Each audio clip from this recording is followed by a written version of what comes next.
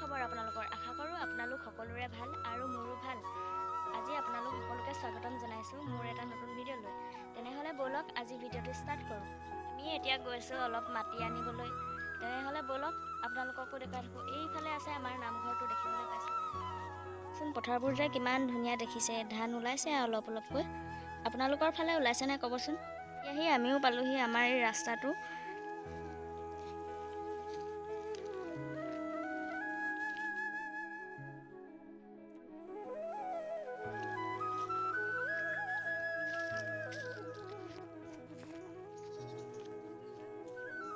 মোৰ লগত আহিছে নবৌহঁতৰ পোৱালিটো, এইফালে চাওকচোন কেনেকৈ চাই আছেহি।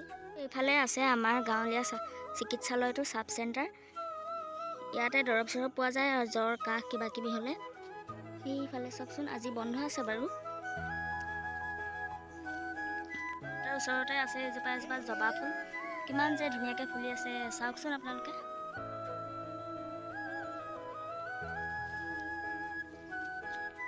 এইফালে ঢেকীয়া লৈ ল'লোঁ।